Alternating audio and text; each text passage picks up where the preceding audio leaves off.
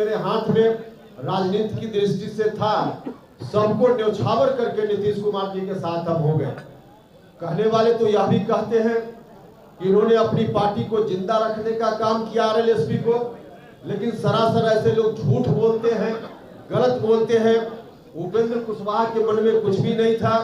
उपेंद्र कुशवाहा ने अपना सर्वस्व राजनीति में जो कुछ भी था सब न्यौछावर करके उनके साथ आना स्वीकार किया था। और वह भी तब जब उन्होंने कहा था कि मेरे साथ आइए, और मुझको भी लगा था कि परिस्थिति वैसी है, तो उनके साथ चले गए। सब कुछ चल रहा था अपनी जगह, लेकिन बाद में चलकर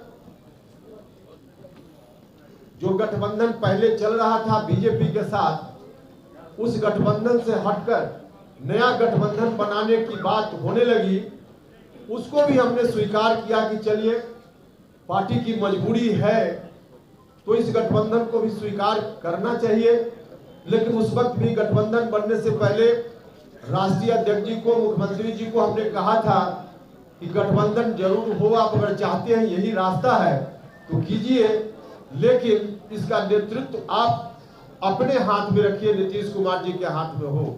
क्योंकि हम जानते थे कि अगर नीतीश कुमार जी के हाथ से नेतृत्व निकल गया तो जननायक कर्पूरी ठाकुर जी की विरासत फिर से ध्वस्त होने लगेगी। तो मुझसे कहा गया कि हाँ ठीक ऐसा ही होगा। लेकिन गठबंधन बनने के थोड़े ही दिन के बाद न सिर्फ आरजेडी के लोगों की ओर से गठबंधन के बारे में कोई डील की गई है उसकी चर्चा होने लगी, उसका दावा होने लगा, बल्कि स्वयं नीतीश कुमार जी ने सार्वजनिक रूप से यह कहना शुरू किया कि हम अब आगे बिहार का दायित्व राष्ट्रीय जनता दल के नेता के ऊपर सौंपना चाहते हैं। उन्होंने घोषणा कर दी, हर तरह से बिहार का अगला मुख्यमंत्री कौन, सीधे उन्होंने राष्ट्रीय जनता दल के किसी एक व्यक्ति का नाम लिया। जब ऐसी स्थिति आई तभी से लोगों के मन में चिंता की शुरुआत हुई, जिसकी चर्चा हमने की कि पार्टी के साथी, आम जनता, सब लोगों के मन में यह चिंता आ गई कि आखिर आगे क्या होगा बिहार का।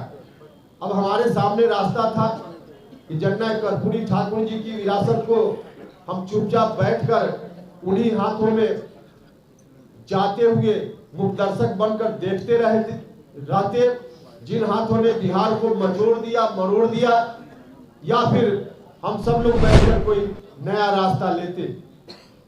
या हम सब लोगों के मन में चिंता थी। हमारे साथियों ने इस चिंता से अवगत कराया तो हम लोगों को भी लगा कि चाहे जिस तरह की परिस्थिति का सामना करना पड़े, अगर हम राजनीति में हैं, हम अपना राजनीतिक धर्म और कर्तव्य समझते हैं, तो फिर से हम लोगों को उठ खड़ा होना चाहिए और किसी भी हालत में जननायक कर्पूरी ठाकुर जी की विरासत को उन हाथों में नहीं जाने देना चाहिए जिन हाथों ने बिहार को मचोड़ने का काम किया, बिहार को मरोड़ने का काम किया।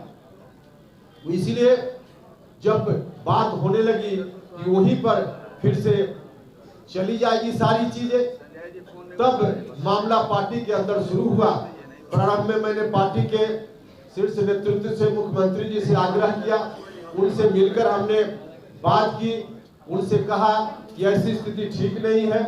उदाहरण के रूप में हमने बताया कि महागठबंधन निर्माण के बाद जो उपचुनाव हुए बिहार में विधानसभा के, उन उपचुनावों का परिणाम बताता है कि हमारा जन आधार हमसे खिसकता जा रहा है, पार्टी धीरे धीरे बर्बादी की ओर चलते जा रही है।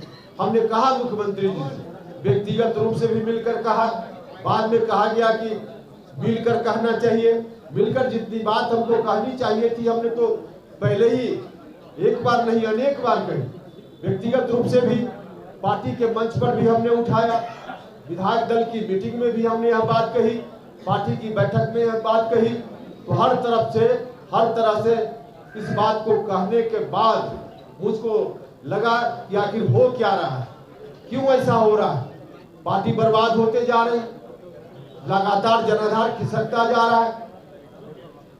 और उस वक्त जब हमने इस तरह के सवाल को उठाना शुरू किया तो मुख्यमंत्री जी ने कहा कि जहां जाना हो उपेंद्र कुशवाहा चला जाए।